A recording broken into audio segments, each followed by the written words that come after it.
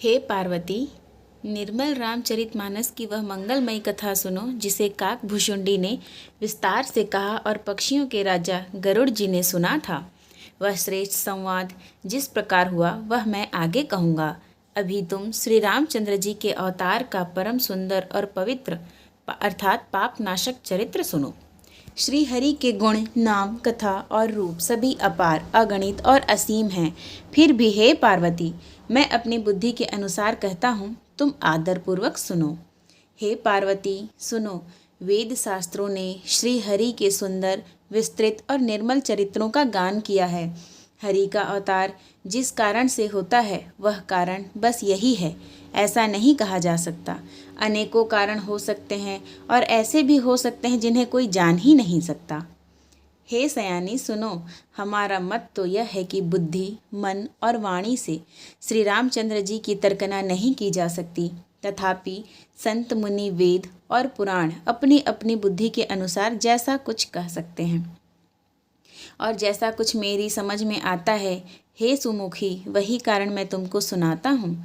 जब जब धर्म का ह्रास होता है और नीच अभिमानी राक्षस बढ़ जाते हैं और वे ऐसा अन्याय करते हैं कि जिसका वर्णन नहीं हो सकता, तथा ब्राह्मण, गौ, देवता और पृथ्वी कष्ट पाते हैं, तब तब वे कृपा निधान प्रभु भांति भांति के अर्थात दिव्य शरीर धारण कर सज्जनों की पीड़ा हरते हैं।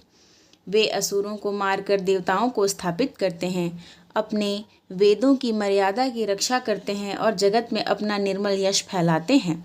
श्री रामचंद्र जी के अवतार का यह कारण है।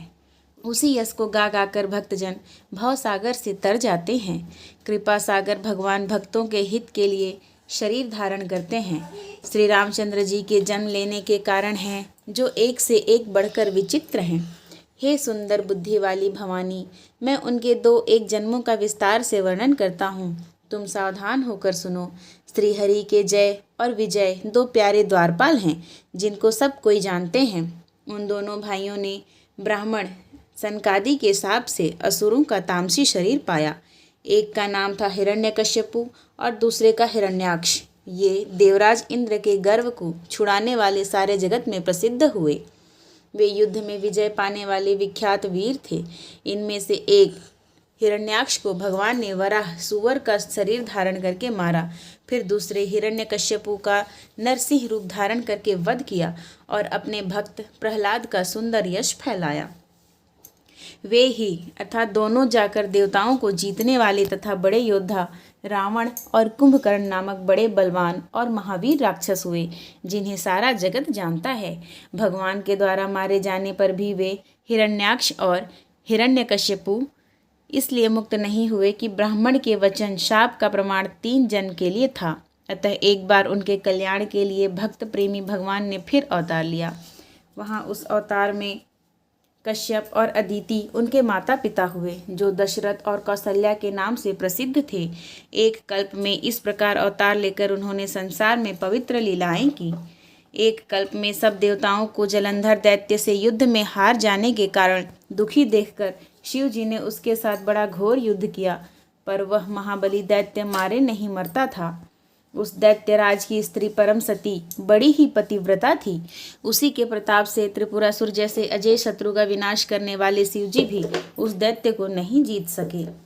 प्रभु ने छल से उस स्त्री का व्रत भंग कर देवताओं का काम किया। जब उस स्त्री ने यह भेद जाना तब उसने क्रोध करके भगवान को शाप दिया। लीलाओं के भंडार कृपालु हरि ने उस स्त्री के शाप को प्रामाण्य दिया, स्वीकार किया। वही जलंधर उस कल्प में रावण हुआ, जिसे श्री रामचंद्र जी ने युद्ध में मारकर परम पद दिया।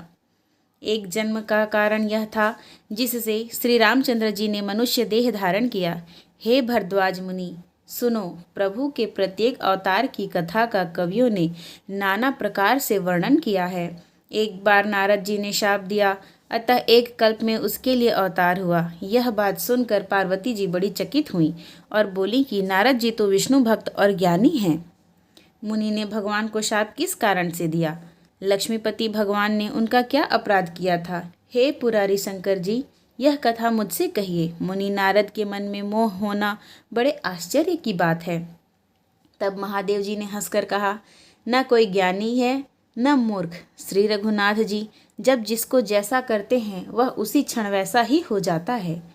याज्ञवल्क्य जी कहते हैं, हे भारद्वाज, मैं श्री रामचंद्र जी के गुणों की कथा कहता हूँ, तुम आदर से सुनो। तुलसीदास जी कहते हैं, मान और मद को छोड़कर आवागमन का नाश करने वाले रघुनाथ जी को भजो।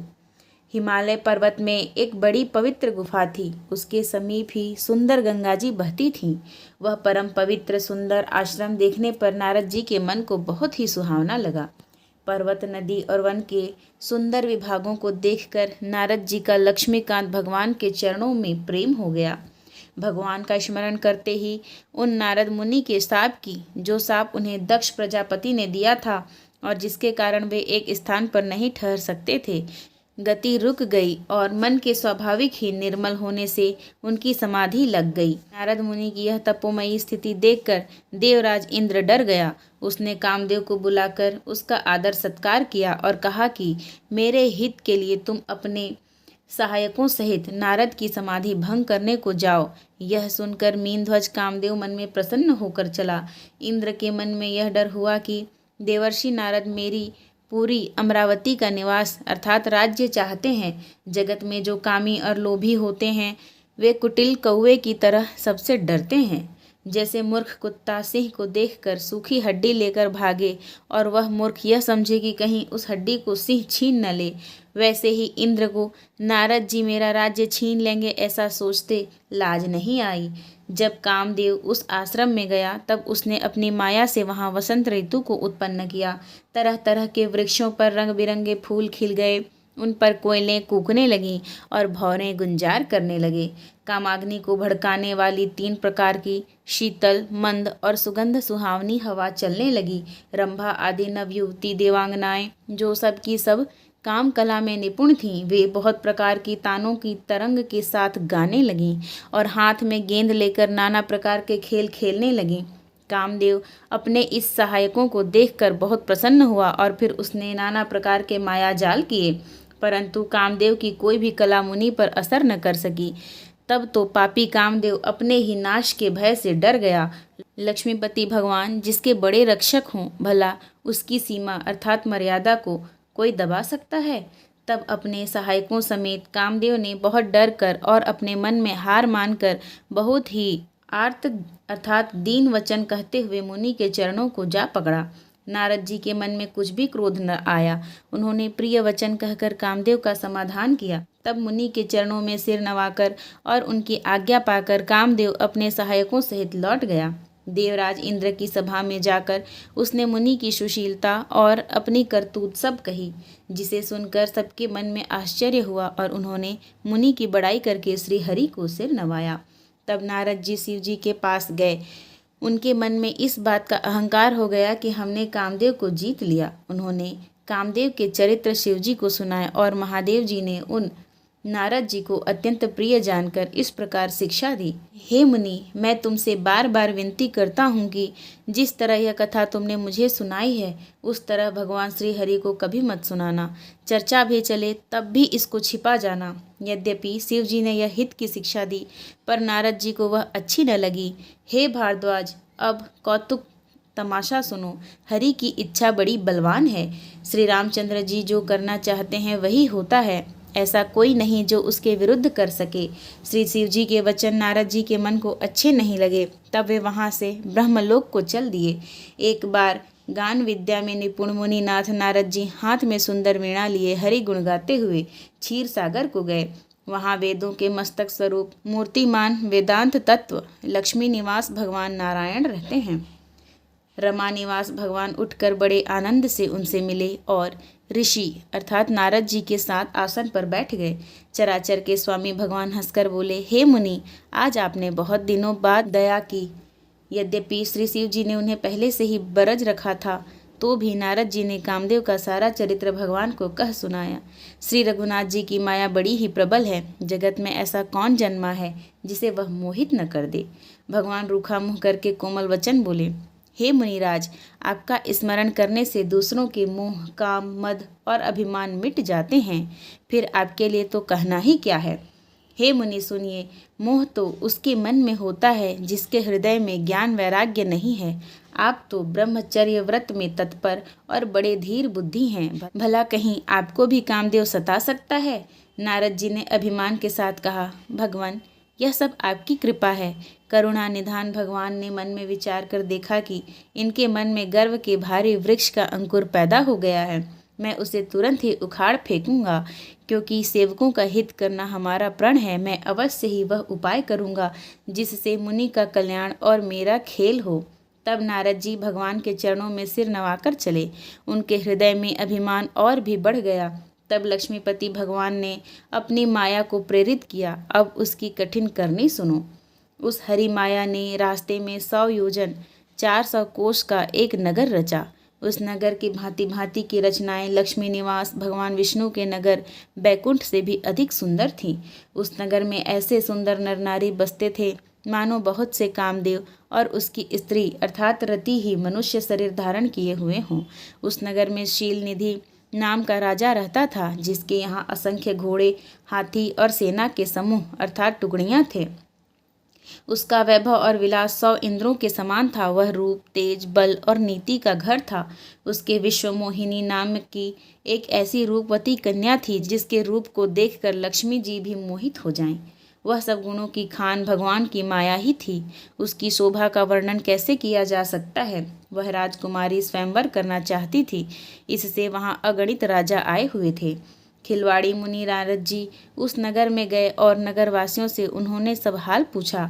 सब समाचार सुनकर वे राजा के महल में आए। राजा ने पूजा करके मुनि को आसन पर बैठाया। फिर राजा ने राजकुमारी को लाकर नारद जी को दिखलाया और पूछा कि हे नाथ, आप अपने हृदय में विचार कर इसके सब गुण दोष कहिए। उसके रूप को देखकर मुनि वैराग्य भूल गए और बड़ी देर तक उसकी ओर देखते ही रह गए। उसके लक्षण देखकर मुनि अपने आप को भी भूल गए और हृदय में हर्षित हुए, पर प्रकट रूप में उन लक्षणों को नहीं कहा। लक्षणों को सोचकर वे मन में कहने लगे कि जो इसे ब्याहेगा वह अमर हो जाएगा और रणभूमि में कोई उसे जीत न सकेगा। यह शील निधि की कन्या जिसको वरेगी, सब चर अचर जीव उसकी सेवा करेंगे। सब लक्षणों को विचार कर मुनि ने अपने हृदय में रख लिया और राजा से कुछ अपनी ओर से बनाकर कह दिया। राजा से लड़की के सुलक्षण कहकर नारद जी चल दिए, पर उनके मन में यह चिंता थी कि मैं जाकर सोच विचार कर अब वही उपाय करूं जिससे यह कन्या मुझे ही वरे। इस समय जब तब से तो कुछ हो नहीं सकता। हे विधाता, मुझे यह कन्या किस तरह मिलेगी? इस समय तो बड़ी भारी शोभा और विशाल अर्थात सुंदर रूप चाहिए, जिसे देखकर राजकुमारी मुझ पर रीझ जाए और तब जयमाल मेरे गले में डाल दे। एक काम करूं कि भगवान से सुंदरता मांगूं, पर भाई उनके पास जाने में तो बहुत देर हो जाएगी, किंतु श्रीहरि के समान मेरा हितु भी कोई नहीं है, इसलिए इस समय वे ही मेरे सहायक हों। उस समय नारद जी ने भगवान की बहुत प्रकार से विनती की। तब लीला में कृपालु प्रभु वहीं प्रकट हो गए। स्वामी को देखकर नारद जी के नेत्र शीतल हो गए और वे मन में बड़े ही हर्षित हुए कि अब तो काम बन ही जाएगा। नारद जी ने बहुत आर्त अर्थात दीन होकर सब कथा कह सुनाई और प्रार्थना की कि कृपा कीजिए और कृपा करके मेरे सहायक बनिए। हे प्रभु, आप अपना रूप मुझको दीजिए और किसी प्रकार मैं उस राजकन्या को नहीं पा सकता। हे नाथ, जिस तरह मेरा हित हो आप वही शीघ्र कीजिए। मैं आपका दास हूँ। अपनी माया का विशाल बल देख दीन दयालु भगवान मन ही मन हंस कर बोले, हे नारद जी सुनो, फिर जिस प्रकार आपका परम हित होगा हम वही करेंगे। दूसरा कुछ नहीं, हमारा वचन असत्य नहीं होता। हे योगी मुनि सुनिए, रोग से व्याकुल रोगी कुपथ्य मांगे तो वैद्य उसे नहीं देता। इसी प्रकार मैंने भी तुम्हारा हित करने की ठान ली है। ऐसा कहकर भगवान अंतर्धान हो गए। भगवान की माया के वशीभूत हुए मुनि ऐसे मूढ़ हो गए कि वे भगवान की अगूढ़ अर्थात स्पष्ट वाणी को भी न समझ सके। ऋषिराज नारद जी तुरंत वहां गए जहां स्वयंवर की भूमि बनाई गई थी। राजा लोग खूब सज धज कर समाज सहित अपने अपने आसन पर बैठे थे। मुनि नारद मन ही मन प्रसन्न हो रहे थे कि मेरा रूप बड़ा सुंदर है, मुझे छोड़ कन्या भूलकर भी दूसरे को न वरेगी। क्या हुआ आखिर इसके बाद जानने के लिए सुने श्री रामचरितमानस का अगला भाग। जय श्री राम।